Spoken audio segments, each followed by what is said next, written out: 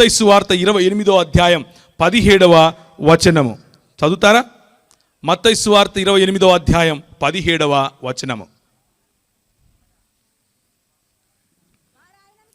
వారు ఆయనను చూచి ఆయనకు మ్రొక్కిరి గాని కొందరు సందేహించిరి. చూచారా ప్రియులారా, మ్రొక్కిన వారు క్రీస్తు వారు, సందేహించిన వారు కూడా క్రీస్తు వారయ్యే అవకాశం ఉంది. ఎప్పుడు? మ్రొక్కినప్పుడు.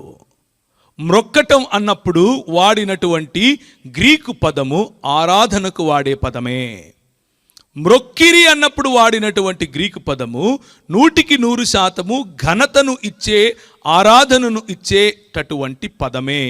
ఆ పదము బైబిల్లో యేసు క్రీస్తుకు ఆపాదించినప్పుడు మీరు నాకు ఆరాధించకండి అన్నాడా?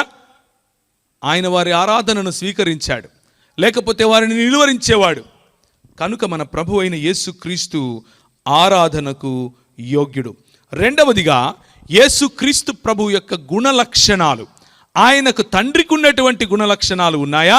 తండ్రి ఏ విధంగా ఆరాధనను స్వీకరించాడో అదే విధంగా ప్రభు అయిన యేసు క్రీస్తు ఆరాధనను స్వీకరించాడు అన్న విషయాన్ని నేను మీకు తెలియజేశాను. తండ్రి ఏ విధముగా గుణలక్షణాలు కలిగి ఉన్నాడో అవే గుణలక్షణాలు మన ప్రభు అయినటువంటి యేసు క్రీస్తు కలిగి ఉన్నాడా? యోహాను సువార్త 8వ అధ్యాయము 56వ వచనము. యోహాను సువార్త,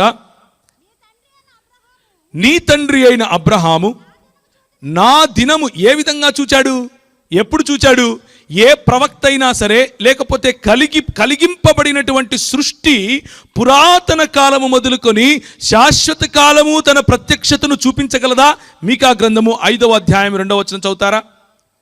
మీకా గ్రంథం 5వ అధ్యాయము 2వ వచనం. ఎప్పుడు చూచాడు అబ్రహాము? ఎవరిని చూచాడు? ఎక్కడ చూచాడు?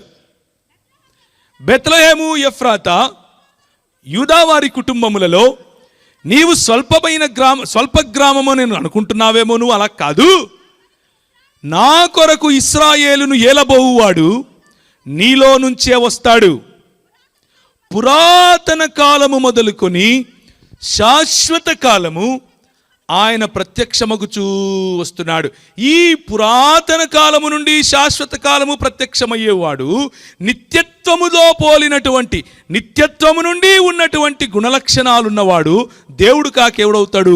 మీ అన్న మా అన్న అవుతాడా? దేవుడే అవుతాడు. ఏమవుతాడు? దేవుడే అవుతాడు.